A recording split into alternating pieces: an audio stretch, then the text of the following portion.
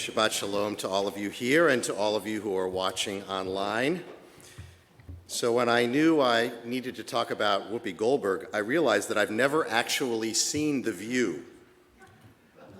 This week I thought, I should probably watch it. But then I realized life is short, so I didn't. I actually only think about The View when one of the hosts says something really controversial and it ends up seeping into other national news outlets. And of course, Whoopi Goldberg tripped into astonishing rhetorical waters recently. I want to say I really love Whoopi Goldberg. I love watching her. I think she is an amazing, gifted actor. But I have to ask, why is The View even a thing? Why are actors, even great ones like her, asked to opine about complex issues they haven't thought through on national television? It seems unfair to them and a real recipe for disaster. Because of the platform, Goldberg's comments immediately attracted some attention. So according to Whoopi Goldberg, the Holocaust wasn't about race. It was about man's inhumanity to man. It was also about, and I quote, white people doing it to white people, so you all gonna fight amongst yourselves, end quote. Oi Gewalt. So first, it was a terrible thing to say. It was irresponsible, it was cruel, it was deadly wrong. More about that in a moment. But then, to her credit, Goldberg invited the head of the Anti-Defamation League, Jonathan Greenblatt, on The View to respectfully call her out, to tell her all the ways she was wrong. I actually thought that was a very gutsy thing to do, to expose herself like that. And then she apologized, sincerely, I think. And then she was punished, wrongly, I think, because what could have been a marvelous example of reflection and learning and atonement became just another example of our modern inability to forgive. What made Whoopi Goldberg's apology newsworthy is how rare it is. And what made her punishment so regrettable is that it made her apology meaningless. And so at a time when no public figure truly apologizes for anything anymore, why would anybody take Whoopi Goldberg's apology as an example? If you're going to be slapped down no matter what you say, why would you say anything real at all? Especially because we all know, because we're all human beings, that forgiveness and asking for forgiveness are really hard things to do. That's what made Whoopi Goldberg's public apology noteworthy, because our instincts are not to apologize and not to forgive. Our instincts are to double down, to rationalize, to get defensive, and also to hold a grudge, because these darker instincts actually feel good. They feed our craving for being right and for calling you out for being wrong. Wars are fought because it's hard. Important relationships irreparably combust because it's hard to admit you're wrong and it's hard to forgive.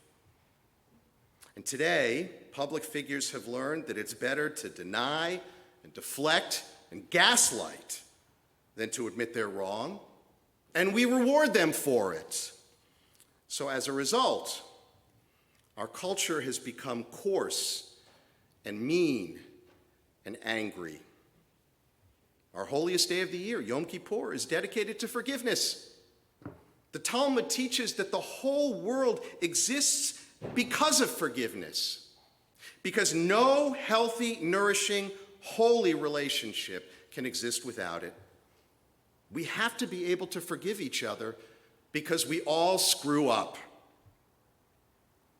I have not read of a single reputable Jewish leader who approves of Whoopi Goldberg's suspension. Not a single one. Now to what she said. First, that the Holocaust was about white people doing it to white people. Gewalt. So let's begin by saying that Jews are not a race. We are a people bound together by a common history and faith and set of obligations that began in the land of Israel, not in Western Europe. We Jews are in every corner of the globe. We are every color, every shade known to humanity. We are not a race. But to the Nazis, we were most definitely a race, an inferior race, a race that needed to be extinguished. There was the white Aryan race, and there was the parasitic vermin race, and that was us. So when Goldberg said, "So y'all gonna fight amongst yourselves," it wasn't really her fault. She was echoing a dangerous, growing contemporary myth about us. Because we are white, we cannot be victims of bigotry. After all, white people are perpetrators of bigotry. And if you are a person of color, goes the myth, you can't be a perpetrator of bigotry because by definition, you are a victim of bigotry. And by the way, plenty of the world's most prominent bigots disagree with Goldberg's assertion that we are white. When they marched on Charlottesville, supposedly to protest removing statues of Confederate officers hardly having anything to do with the Jews, why would they chant, "Jews will not replace us," if they considered us fellow white people? And when the Proud Boys marched on the Capitol on January 6th, again, nothing to do with the Jews. When they wore shirts that read Camp Auschwitz, and 6 million wasn't enough, I don't think they thought of us as part of their wonderful white race. We're not a race, but in every generation, accusations of race have been used to victimize us, to threaten us, and to murder us. Now, Whoopi Goldberg was certainly right about this when she said the Holocaust is about man's inhumanity to man. Of course it is.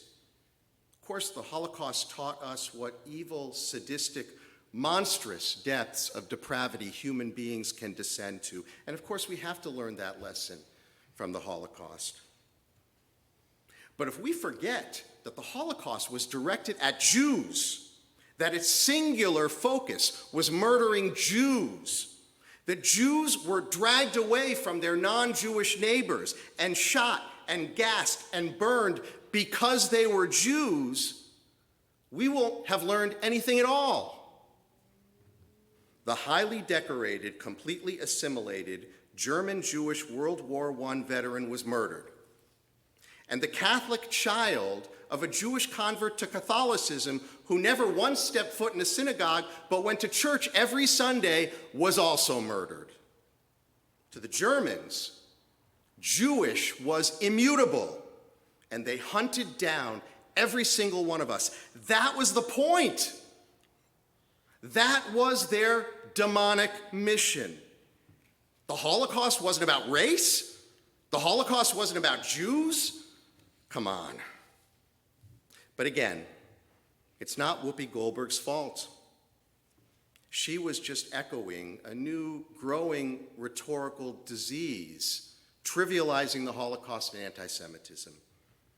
Because when elected officials can call Anthony Fauci a Nazi with impunity, when elected officials can call mask mandates the Nuremberg laws and then fundraise off of it, it becomes very easy to dismiss anti-Semitic cruelty and also to dismiss Zionism as apartheid, as the recent odious Amnesty International report on Israel did. Instead, we should recognize that the creation of the State of Israel was the necessary response to centuries of anti-Semitic horror in Europe. But if you think that Israel is apartheid, then it becomes easy to ignore that the land of Israel has always been home to the Jewish people. It becomes easy to question Israel's right to exist as a Jewish state, because why in the world would Jews need to build their own refuge? Why would we need our own state? After all, we're white. The Amnesty International accusation of apartheid is a noxious lie. The conflict with the Palestinians is not about race. Palestinian Arabs and the majority of Israeli Jews both trace their roots back to the same Middle East. They are indistinguishable by color. The conflict is about land, about two peoples fighting over the same land, and both sides bear tremendous responsibility. But if you frame the conflict as a racial one, if you frame it as apartheid, then you completely delegitimize the Jewish people. After all, there's no other side to a racial conflict. How can a racist state be allowed to exist? Of course it can't. It must be shunned and dismantled. But again, the Palestinian conflict is about two peoples with national aspirations claiming the same territory. And if we allow others to make the Israel-Palestine conflict about race instead of the truth, it becomes easy to ignore the Palestinian Authority's corruption, to dismiss terror and rockets, as the Amnesty International report does. It becomes necessary to deny the genocidal terrorism of Hamas, as the Amnesty International report does. It becomes necessary to deny all of Israel's attempts to relinquish land and help birth a Palestinian state. None of that matters, because Israel is white and the Palestinians are not. So, at a time when 57% of reported hate crimes in this country are committed against Jews, at a time when white supremacists are given respectability by powerful politicians, at a time when the amazing Holocaust book Maus has just been canceled by a Tennessee school board, when Jewish couples are turned away from a Christian adoption agency in Tennessee because they are Jews, I just want to say, maybe we should just forgive Whoopi Goldberg. In a world where there are a lot of bad guys, she's not one of them.